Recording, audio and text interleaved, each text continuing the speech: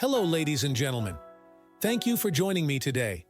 I want to talk about a topic that touches everyone at some point in their lives. Finding yourself again when you feel lost. We've all been there, all feeling adrift, disconnected from our true selves, unsure of our path. It's a universal experience, but it's also deeply personal. So, let's dive in and explore how we can navigate these waters and rediscover our authentic selves. First, let's address the elephant in the room. We live in a world that constantly bombards us with expectations. Social media, societal norms, and even well-meaning friends and family can make us question who we are and what we truly want. It's easy to lose touch with ourselves when we're trying to meet everyone else's expectations. As Oscar Wilde wisely put it, "Be yourself. Everyone else is already taken." Now, losing yourself isn't something that happens overnight. It's a gradual process, like erosion. You don't wake up one day and suddenly have no idea who you are. It's a series of small compromises, little concessions, and slowly but surely, you start to lose sight of your true self. Achievable TMs like the story of the frog in boiling water. If the water heats up slowly, the frog doesn't realize it's in trouble until it's too late. So how do we stop this from happening? How do we find our way back?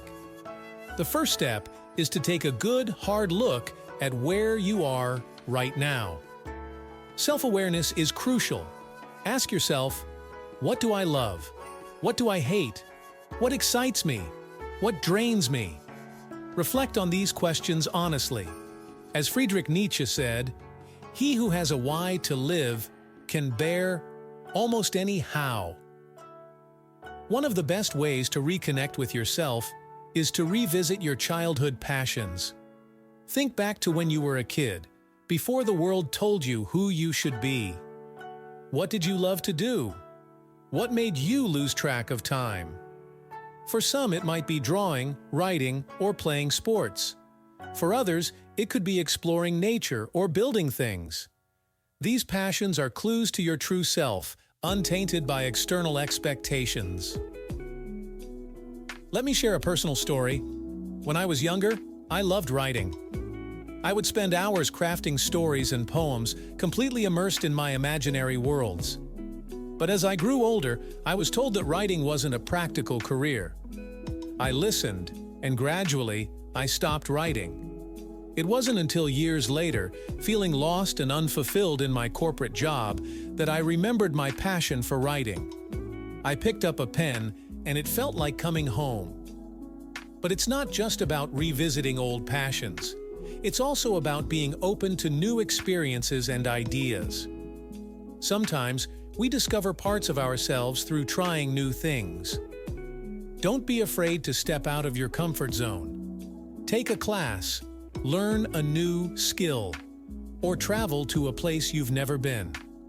As J.K. Rowling said, "We do not need magic to transform our world.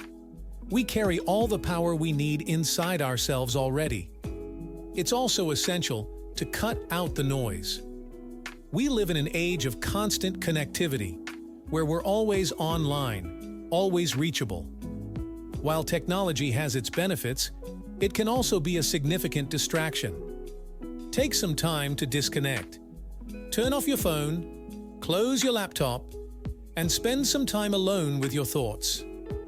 Meditate, journal, or go for a walk in nature.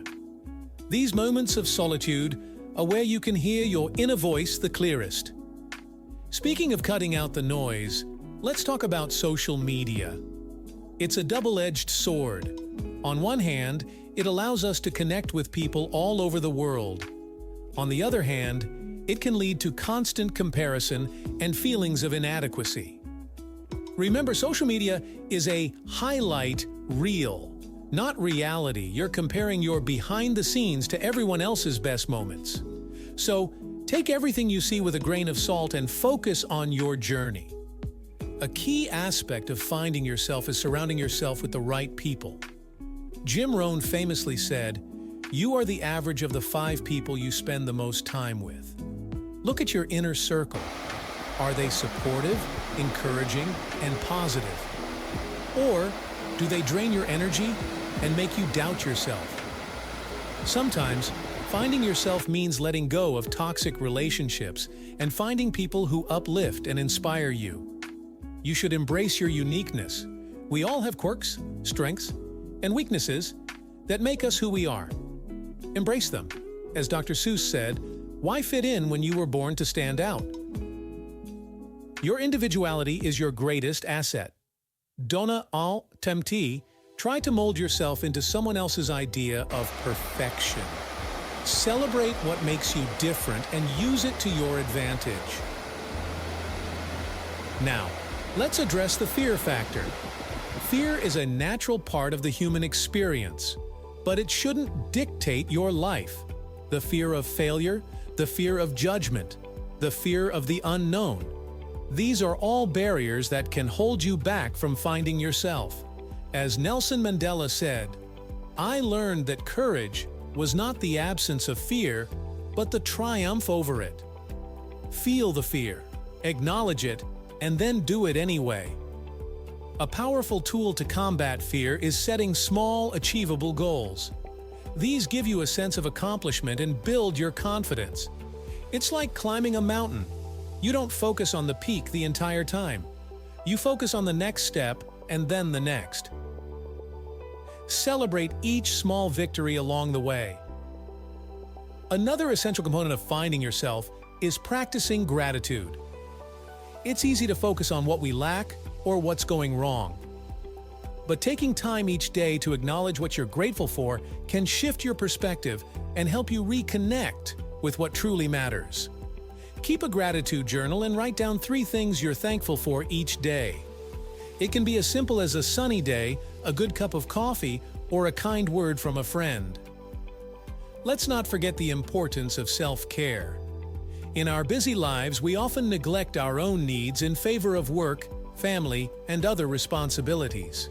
But you can't pour from an empty cup. Take care of your physical, mental, and emotional health. Exercise regularly, eat healthily, get enough sleep, and take time to relax and recharge. As Anne Lamott said, almost everything will work again if you unplug it for a few minutes, including you. Self-compassion is another vital aspect. We are often our harshest critics. When you feel lost, it's easy to beat yourself up for not having it all figured out. But remember, it's okay to not have all the answers. Be kind to yourself. Speak to yourself as you would to a friend. Give yourself grace and patience.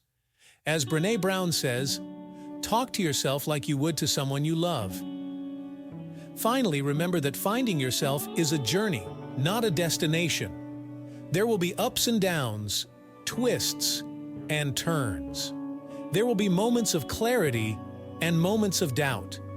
That's all part of the process. Embrace it. Be patient with yourself and trust that you are exactly where you need to be. I want to leave you with a quote from Steve Jobs, who famously said, "Your time is limited, so don't waste it living someone else's life. Don't be trapped by dogma, which is living with the results of other people's thinking. Don't let the noise of others' opinions drown out your own inner voice. And most importantly, have the courage to follow your heart and intuition. They somehow already know what you truly want to become. Everything else is secondary." So, take a deep breath, trust yourself, cut out the noise, embrace your uniqueness, surround yourself with positivity, step out of your comfort zone, be kind to yourself, practice gratitude, and remember, it's never too late to find yourself again.